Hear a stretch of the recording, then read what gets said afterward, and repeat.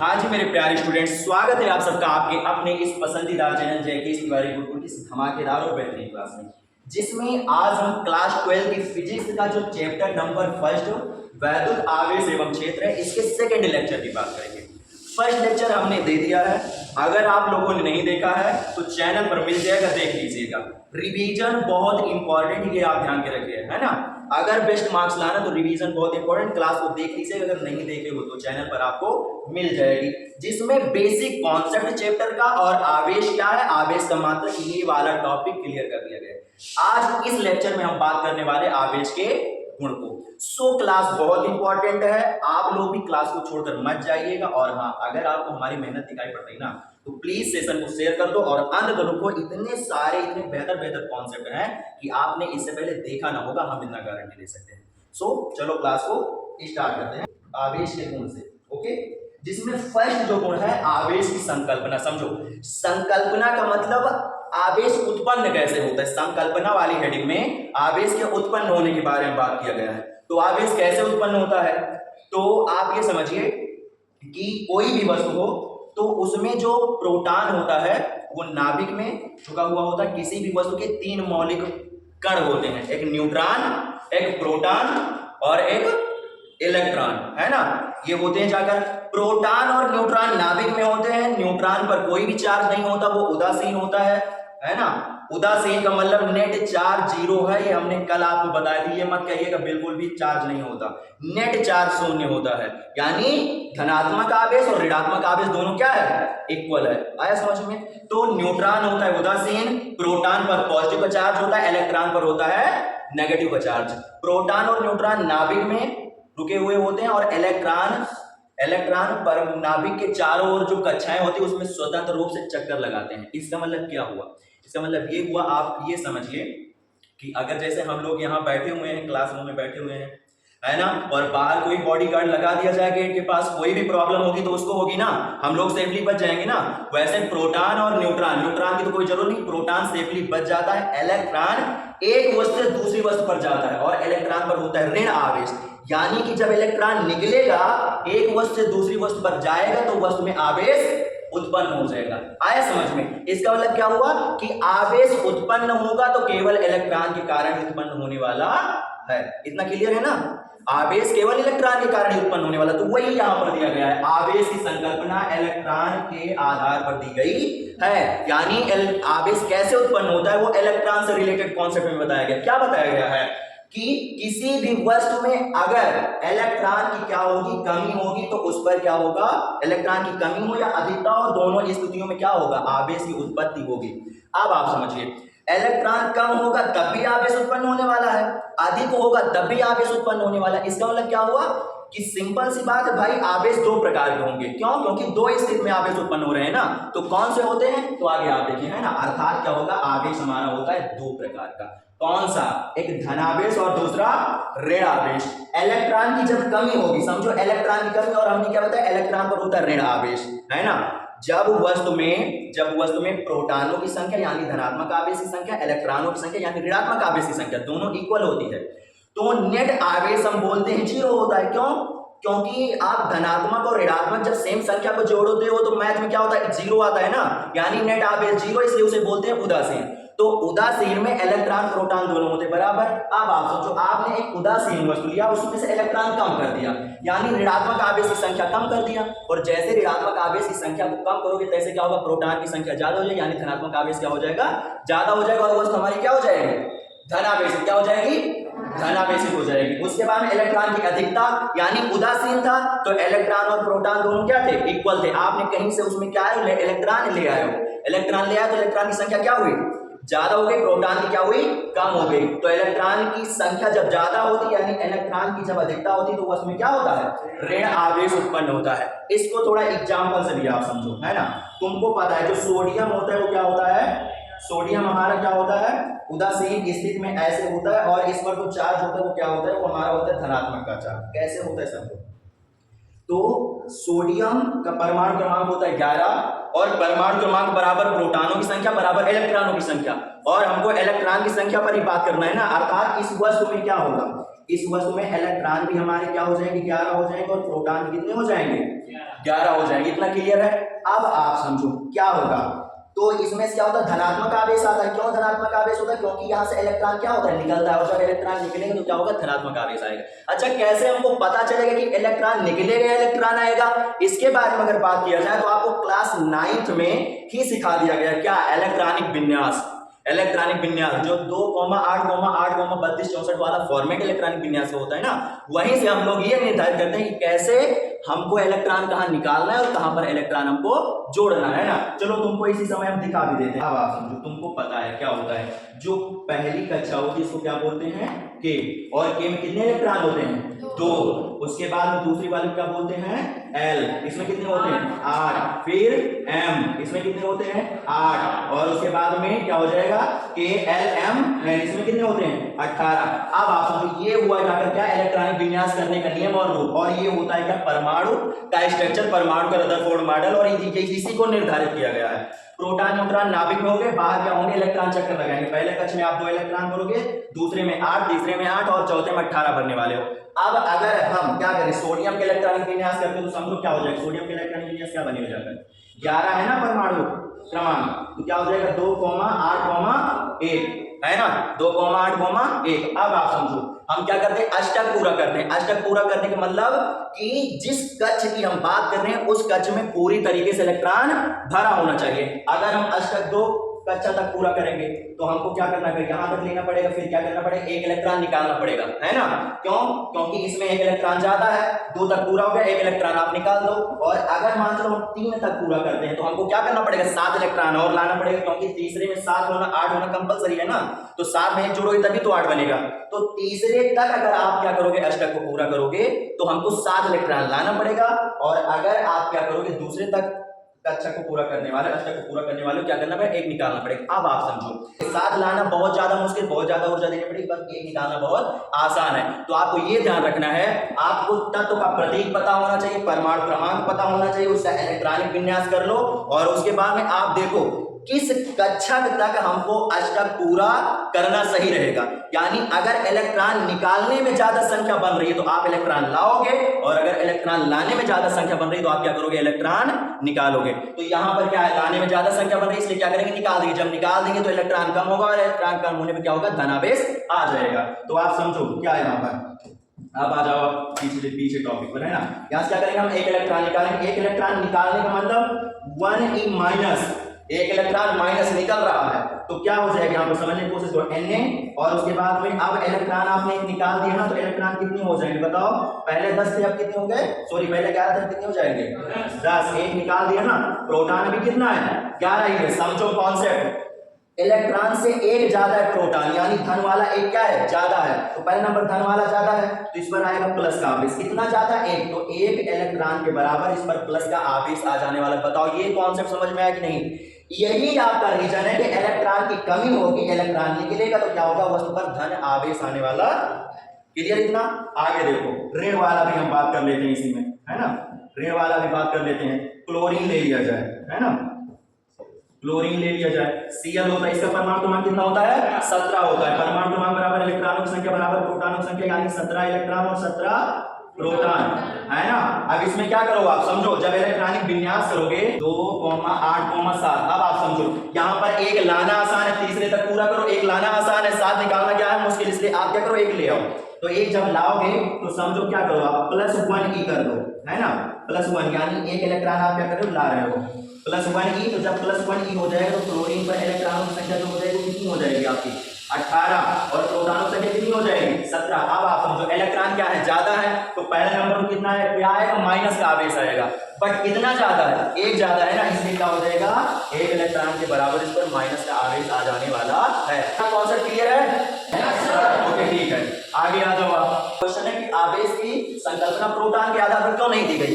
तो प्रोटॉन होता है नाभिक में, वो नाभिकीय बल से क्या होता है, बंधा हुआ होता है, और नाभिकीय बल ब्रह्मांड का सबसे प्रबल बल होता है, जो कि 1 फर्मी में वर्ग करता है, यानी 10 की पावर -15 मीटर। और जो नाभिक का आकार होता है, व्यास, वो कितना होता है, 10 की पावर 15 का ही होता है, अर्थात केवल नाभिक में नाभिकीय बल कार्य करता है। तो नाभिकीय बल ब्रह्मांड का सबसे प्रबल बल है ना। अब ये सब समझ सकते हो, तुमको पता है कि क्या होता है, दो समान आवेशों के बीच में प्रतिकर्षण होता है ना, लेकिन नाभिकीय बल इतना ज्यादा प्रबल बल है कि दो धनात्मक आवेशों को भी जोड़कर वो आपस में रखता है। क्वेश्चन का आंसर क्या हो जाएगा कि आवेश की संकल्पना प्रोटॉन के आधार पर नहीं दी गई, क्योंकि प्रोटॉन नाभिक से प्रबल नाभिकीय बल द्वारा बंधा होता है तथा इसका द्रव्यमान इलेक्ट्रॉन के द्रव्यमान के 1837 गुना होता है। समझो, अगर दो का 2 गुना देखा जाएगा तो 4 होगा, 3 का 3 गुना देखा जाएगा तो 6 होगा, लेकिन एक इलेक्ट्रॉन का द्रव्यमान, जो एक प्रोटॉन का द्रव्यमान होता है, वो एक इलेक्ट्रॉन के द्रव्यमान के 1837 गुना होता है। बहुत ज्यादा द्रव्यमान हो गया जाकर, है ना। इसलिए प्रोटॉन को, इसलिए इसे एक वस्तु से दूसरी वस्तु में स्थानांतरित करना संभव नहीं है। पहला नंबर 2 रीजन है। पहला नंबर तो नाभिकीय बल से ये बंधा हुआ है, प्रबल नाभिकीय बल से नाभिक से बंधा हुआ है। दूसरा, इलेक्ट्रॉन का जो प्रोटॉन का जो द्रव्यमान वो इलेक्ट्रॉन के द्रव्यमान के 1837 गुने के बराबर है, इसलिए एक वस्तु से दूसरी वस्तु में स्थानांतरित करना संभव नहीं है। इसीलिए क्या हो जाएगा कि हम प्रोटॉन के आधार पर आवेश की संकल्पना नहीं मानते हैं। आया समझ में। अभी जो हमने बताया था, इलेक्ट्रॉन स्वतंत्र रूप से बाह्यतम कक्ष में क्या कर रहा है, चक्कर लगा रहा है, तो केवल स्थानांतरण क्या होगा, इलेक्ट्रॉन का ही होने वाला है। अब इस वस्तु से उस वस्तु में भी जा सकता है, उस वस्तु से इस वस्तु में भी आ सकता है, कोई भी संभव है। आया समझ में, ये हो गया, इतना क्लियर है। आगे आ जाओ, आगे क्या दिया गया है, हाँ, जो अभी हमने बताया, ब्रह्मांड का सबसे प्रबल नाभिकीय बल नाभिकीय बल जो कि नाभिक में यानी 1 फर्मी अर्थात 10⁻15 मीटर तक ही कार्य करता है। इससे ज्यादा दूरी हो गई तो कार्य नहीं करेगा। बट सबसे जो दुर्बल बल है वो क्या है, गुरुत्वाकर्षण बल है, जो अंतरिक्ष को छोड़कर पृथ्वी पर किसी भी कोने में हो आप लगता है। इन दो बुकों के बीच जो एक कागज है ना, जो बुक के अंदर कागज है, इनके बीच भी आकर्षण बल लग रहा है, गुरुत्वाकर्षण वाला, नहीं तो इसको बंद करना पॉसिबल नहीं था। आप लोग सीट पर बैठे हुए हो, तुम्हारे बीच और सीट के बीच भी गुरुत्वाकर्षण बल कार्य कर रहा है, नहीं तो आप इस पर बैठ ना पाते। हवा में उड़त रहा दो ना, फिर कहा तो जादू होएगा, है ना। आया समझ में। गुरुत्वाकर्षण बल सबसे कमजोर बल, सबसे दुर्बल बल है, जो अंतरिक्ष को छोड़कर अर्थ पर हर जगह लगता है, हर कोने पर लगता है। आपने ड्रेस पहन रखा है, उसमें भी गुरुत्वाकर्षण बल कार्य कर रहा है। आया समझ। आगे देखो, अभी हमने बताया कि भाई आवेश उत्पन्न होगा तो इलेक्ट्रॉन के स्थानांतरण से उत्पन्न होगा, तो हमको ये भी तो पता होना चाहिए कि इलेक्ट्रॉन पर आवेश कितना होता है, 1.6 into 10⁻⁻19 कूलम, ये हुई उसकी मात्रा। लेकिन प्रकृति कैसी हो जाएगी, ऋणात्मक की, इसलिए आप क्या लिखोगे, समझो, आप सिंपल ई भी लिख सकते हो, नहीं तो क्यू ई भी लिख सकते हो। क्यू ई का मतलब भी हुआ जाकर हमारा क्या, कूलम, एक इलेक्ट्रॉन का या इलेक्ट्रॉन का आवेश, और ई का मतलब होता है मूल आवेश। इलेक्ट्रॉन का मूल आवेश सिंपल ई का मतलब होता है, लेकिन क्यूई का मतलब हुआ इलेक्ट्रॉन का आवेश। कितना होता है, तो माइनस का 1.6 into 10⁻⁻19 कूलम, प्रोटॉन पर आ जाएगा पॉजिटिव का 1.6 into 10⁻⁻19 को जाओ बच्चे, है ना। क्यूपी बराबर क्या हो जाएगा, प्लस का 1.6 into 10⁻⁻19 कूलम। अगर अल्फा की बात करें, आता है ना क्वेश्चन अल्फा से रिलेटेड, आपको चाहे एक ही क्वेश्चन मिले, लेकिन अल्फा का आवेश से रिलेटेड जरूर क्वेश्चन मिलेगा। तो आप समझो, लोग कहते हैं, है ना, लोग कहते हैं कि 2 इलेक्ट्रॉन के बराबर आवेश रहता है, लेकिन हम बोलेंगे 2 प्रोटॉन के बराबर आवेश होता है। क्यों, क्योंकि धनात्मक आवेश है ना, और धनात्मक आवेश किसका होता है, प्रोटॉन का ही होता है। इसलिए आप क्या बोलोगे कि जो अल्फा पर होता है वो 2 प्रोटॉन के बराबर क्या होता है, आवेश होता है। प्रोटॉन का आवेश कितना होता है, 1.6 into 10⁻⁻19 कूलम, इसलिए 16 दूना 32, 3.2 into 10⁻⁻19 कूलम किस पर हो जाएगा, अल्फा पर आवेश हो जाने वाला है। तुमको साथ में ही ये भी पता होना चाहिए इलेक्ट्रॉन का द्रव्यमान 9.1 into 10⁻31 kg, और जो प्रोटॉन का द्रव्यमान है, इस द्रव्यमान के 1837 गुना होता है, अर्थात 1.67 into 10⁻27 kg। आया समझ में, ये है इनका कॉन्सेप्ट। यहां तक क्लियर है। आगे देखो क्या दिया गया, आवेश का क्वांटीकरण। अब यहां तक जो टॉपिक हम लोग पढ़ रहे थे वो आवेश की संकल्पना में ही पढ़ रहे थे। आगे हम आवेश के क्वांटीकरण में, आवेश के क्वांटीकरण में क्या दिया जाता है, समझो, आवेश की संकल्पना में ये बताया गया कि आवेश उत्पन्न कैसे होगा, बट आवेश के क्वांटीकरण में ये बताया जाता है कि आखिर वस्तु पर आवेश उत्पन्न होगा तो कितना होगा। तो अभी तुमको हमने बताया कि इलेक्ट्रॉन के कारण ही आवेश उत्पन्न होता है, अर्थात जब तक इलेक्ट्रॉन एक वस्तु से दूसरी वस्तु पर जाएगा नहीं तब तक आवेश नहीं उत्पन्न होने वाला है ना। तो आप समझो, इलेक्ट्रॉन जो है वो पूर्ण संख्या में तो जाने वाला है, या तो एक इलेक्ट्रॉन जाएगा या तो 2 जाएगा, या तो 3 जाएगा, या तो 4 जाएगा। 1.5, सवा, पौना, आधा, ढाई, ये तो नहीं जाने वाला ना।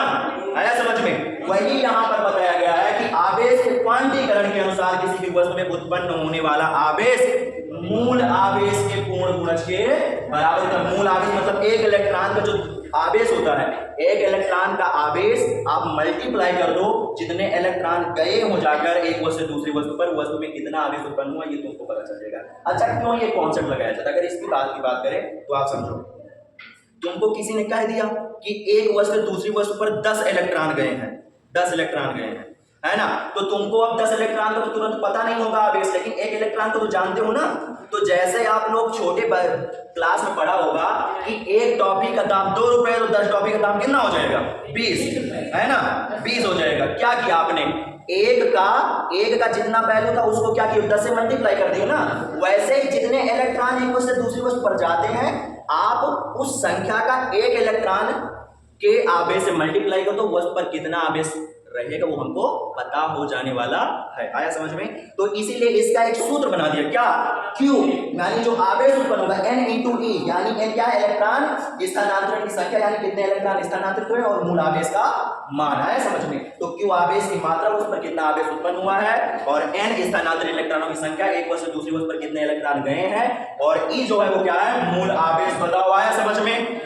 आगे आ जाओ, यहाँ पर देखो, है ना, नोट पॉइंट। ऋण आवेशित वस्तु के द्रव्यमान में वृद्धि यानी द्रव्यमान बढ़ता है, तथा धनावेशित वस्तु के द्रव्यमान में कमी यानी द्रव्यमान घटता है। इतना क्लियर है? अब यहाँ पर आप समझो, देखो हमने एक उदासीन वस्तु ली है, यानी यहाँ पर क्या है? नेट आवेश शून्य, अर्थात इलेक्ट्रॉन और प्रोटॉन की संख्या दोनों बराबर है।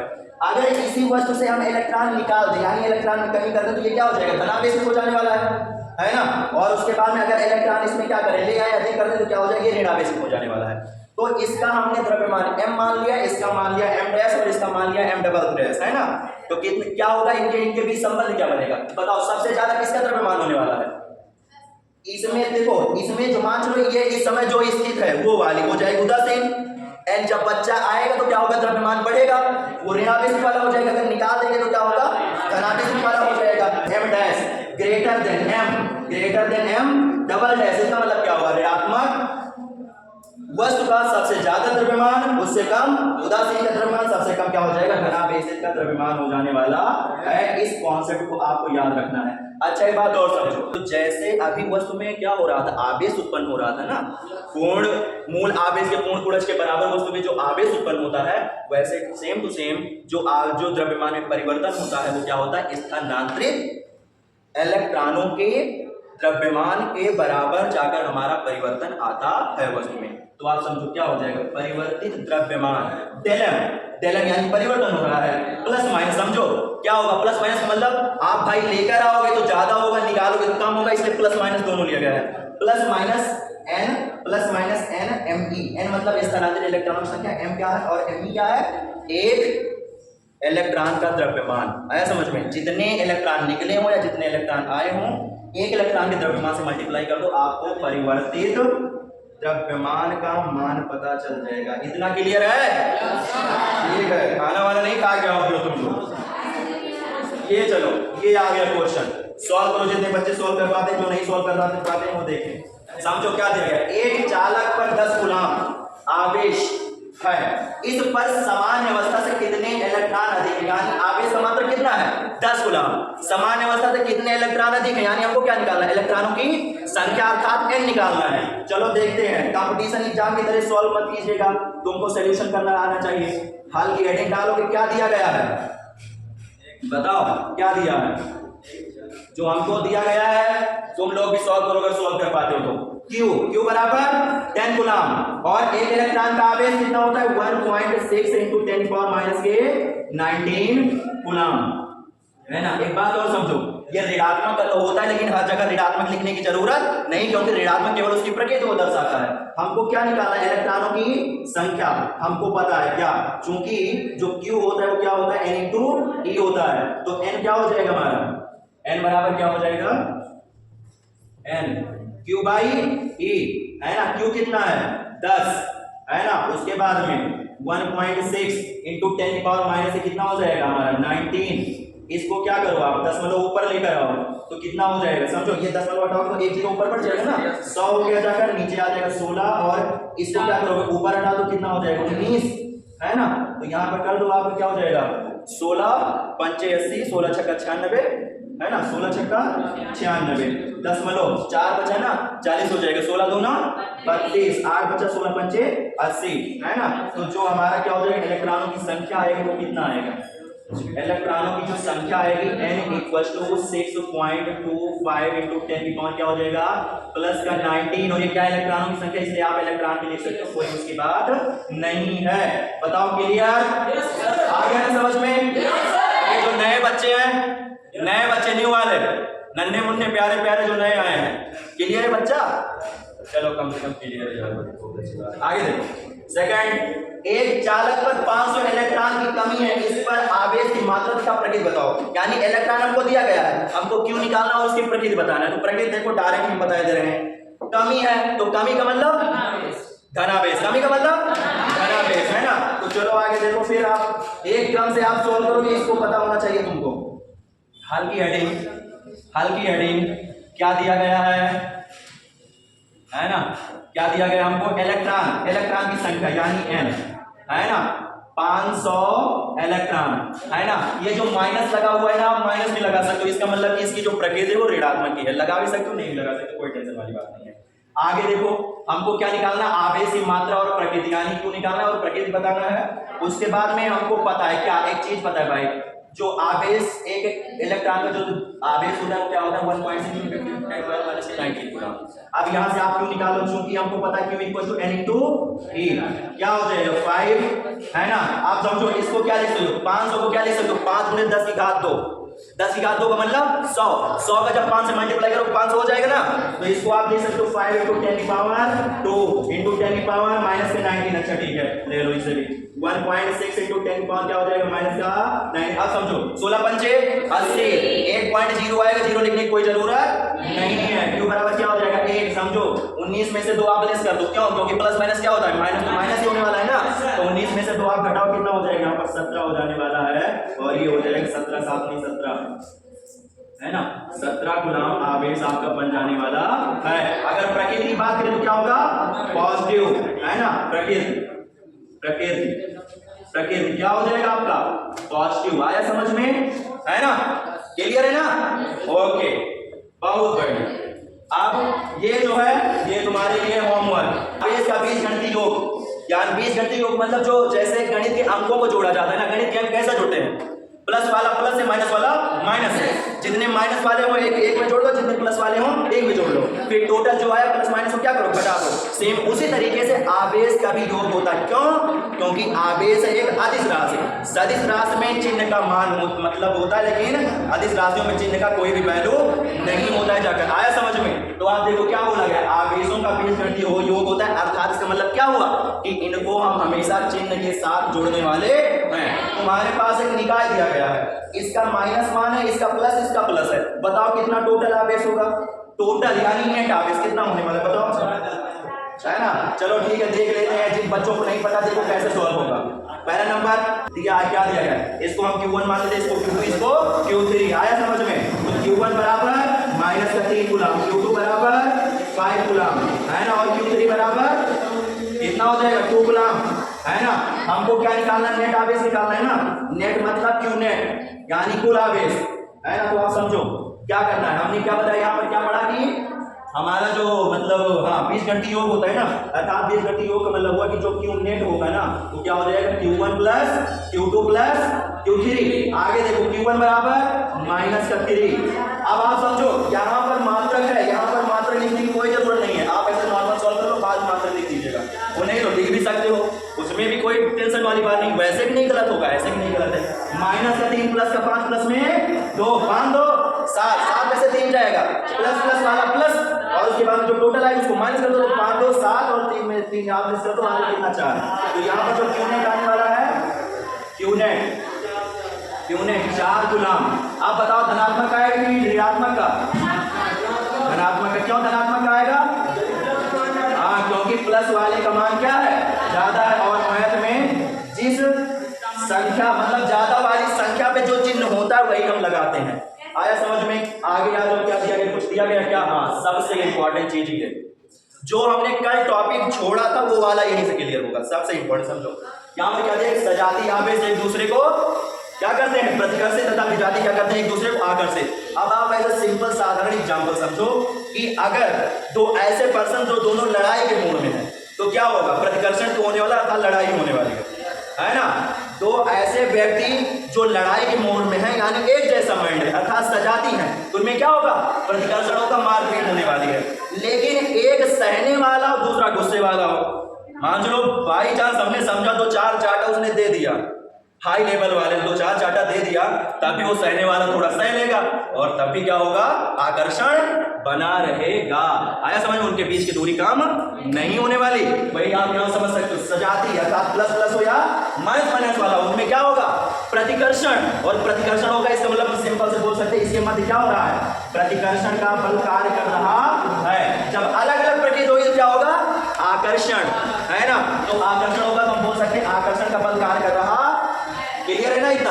आगे देखो, सबसे इंपॉर्टेंट ये कोई नहीं बताता है, जो उदासीन वस्तुएं होती है ना वो ऋणावेशित वस्तुओं को हल्का हल्का आकर्षित करती हैं। इमेज देखो फिर तुमको समझ में कैसे समझो।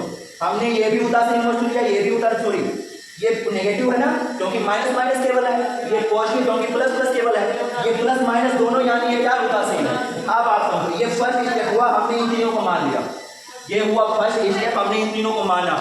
उसके बाद में सेकेंड स्टेप में देखो, सेकेंड स्टेप में क्या करें, हम इन सबको पास पास में करते हैं। तो समझो जब पास पास में करेंगे तो इसमें उदासीन वाला जो ऋणात्मक है, उदासीन वाला जो ऋणात्मक है वो क्या, सॉरी उदासीन वाला जो धनात्मक है उसको क्या करेगी, ऋणात्मक वाली वस्तु खींचेगी, तो हल्का आकर्षण बनेगा कि नहीं बनेगा ना।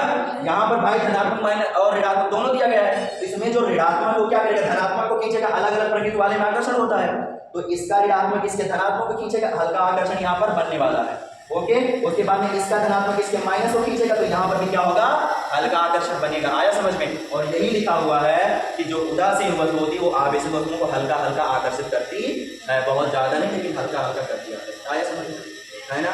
और कल जो हमने टॉपिक तुमको बताया, क्या बताया था कि आज लगभग 2500 वर्ष पहले थेल्स नामक एक यूनानी दार्शनिक थे, उन्होंने ये बताया कि अगर हम दो वस्तुओं को आपस में रगड़ दें तो वो हो जाएगी आवेशित, और आवेशित हो जाएगी वो हल्की हल्की वस्तुओं को क्या करेगी, आकर्षित करने लगेगी। हल्की हल्की वस्तुओं से यहाँ का ये मतलब है कि हल्का आकर्षण भी होगा और वस्तु भी हल्की होनी चाहिए। आया समझ में? और नहीं तो तुम क्या कहा था, मानो 100 गुलाम के वस्तु ला के रख दो, हम आकर्षण हुए ना हो पाए। तो हल्का आकर्षण भी होगा और हल्की वस्तु भी होनी चाहिए। आया समझ में? सेम टू सेम कॉन्सेप्ट यही लगता है। आज और पीछे बैक देखो, ये यही किया गया ना, समझो क्या बताया इन्होंने, अंबर और ऊन लिया था। जब अंबर और ऊन को आपस में रगड़ोगे, नेगेटिव होगा अंबर, ऊन होगा पॉजिटिव। ऊन में से क्या होगा, अंबर में इलेक्ट्रॉन ट्रांसफर होने वाले, आप देख सकते हो सामने, है ना। हमने एक कागज का टुकड़ा लिया जो कि उदासीन है, ऊन लिया वो भी उदासीन है, और अंबर लिया वो भी उदासीन है। अब इन दोनों को अंबर और ऊन को रगड़ेंगे, इलेक्ट्रॉन ऊन में से क्या होगा, अंबर में ट्रांसफर होने वाला है। आया समझ में? जब ट्रांसफर होगा तो समझो इसमें इलेक्ट्रॉन की संख्या कम हो गई, इसमें इलेक्ट्रॉन की संख्या ज्यादा, तो ये ऋणात्मक और ये धनात्मक। अब जब आप क्या करोगे, कागज को बीच में लेकर जाओगे तो इसका ऋणात्मक इसके धनात्मक को खींचेगा और इसका धनात्मक इसके ऋणात्मक को खींचेगा, और हल्का हल्का आकर्षण क्या होगा, होने लगेगा। बताओ यहाँ तक क्लियर है ना? ओके, तो भाई आज का जो टॉपिक था वो केवल आवेश के गुणों से रिलेटेड था। क्लास आज की यहीं तक होने वाली है। और हाँ, अगर आप लोगों को भी क्लास समझ में आई ना तो प्लीज अगर अभी तक लाइक नहीं किया हो तो क्लास को लाइक कर दो, चैनल पर नए हो चैनल को सब्सक्राइब कर दो, क्योंकि इसी तरीके से धमाकेदार क्लासेस इस पर आती रहती है, मैथ और साइंस की दोनों। आया समझ में? सो अगर मैथ और साइंस की बेस्ट प्रिपरेशन करना है तो आप हमारे चैनल से जुड़ो। आपसे हम वादा करते हैं कि आपका मार्क्स बिल्कुल भी कम नहीं होगा अगर तुम पढ़ने वाले बच्चे हो तो, क्योंकि टाइम पास वाले को कोई नहीं पढ़ा सकता और पढ़ने वाले को सब कोई पढ़ा सकता है। समझ में? सो आज की क्लास यहीं रहेंगे और फिर मिलेंगे आपको बाद में नई क्लास से, है ना। और अपने फ्रेंड्स के पास शेयर कर दीजिए अगर अभी आपने नहीं शेयर किया है, और अगर कोई क्वेश्चन है तो कमेंट करके बताइएगा, उस क्वेश्चन का उत्तर आपको दिया जाएगा। ओके, सो बाय बाय स्टूडेंट्स।